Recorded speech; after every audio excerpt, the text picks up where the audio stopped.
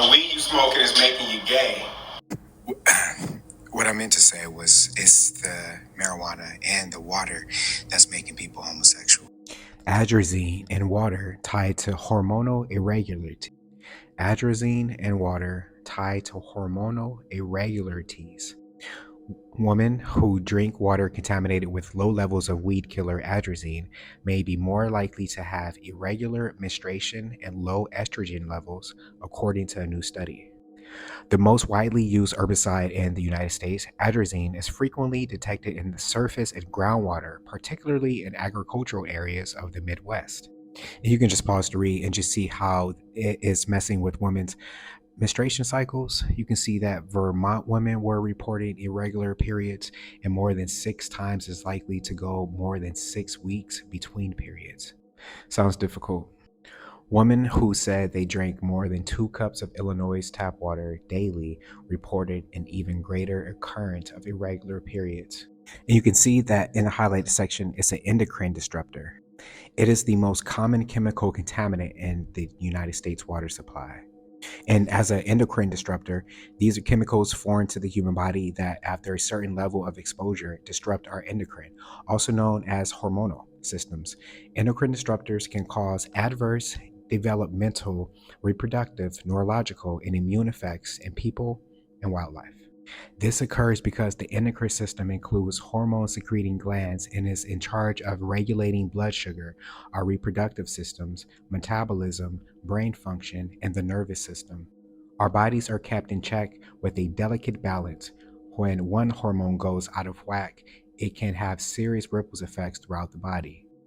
The study confirmed what researchers have been saying for years. Atrazine demasculinizes and feminizes vertebrate male gonads.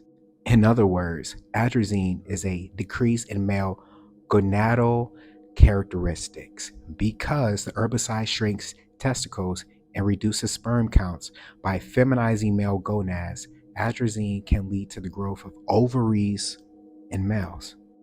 Frogs turning from males into females means they can now mate with male frogs, but since the female frogs are still genetically male, their offspring are all male. This leads to a major skewing of sex ratios in a population, which leads to a decrease or even an elimination of the population.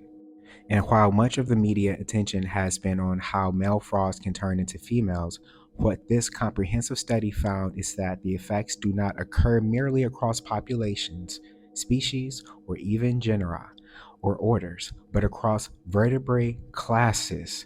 That means they occur across amphibian, fish, mammal, and reptile species. The researchers believe these scary changes occur because atrazine reduces production of male hormones while increasing the effect of estrogen, a female hormone. And you can just read the rest there. A solution would be to come together and ban the use of these chemicals in our water supply like they did over in the European Union. Okay, so plant growth regulators like atrazine are used in marijuana. So, plant growth regulators, you can see on the left there, the loose weed without the PGRs. Um, it doesn't, look sticky, but the other side with the plant growth regulators, it looks like it's been glued together. It's no space. It doesn't really look like a natural plant, a natural bud. See the difference here? Without the PGRs, you can see that the plant is just naturally in its, regular form, loose, like the leaves. And on with the plant growth regulators, you can see it's all just one clump stuck together. That's sticky, icky. Emphasis on the icky.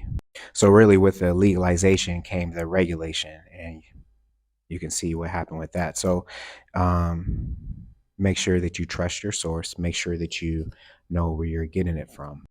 Or next time you call Tyrone for the zip, he might ask you to unzip. So again, with PGRs and without. And if you got the seeds, just grow your own weed. And of course, if you want to see more content like this, like, share, and follow. Duh. See you next time. Peace. and weed. Live from NPR News in Washington. I'm Jack Spear.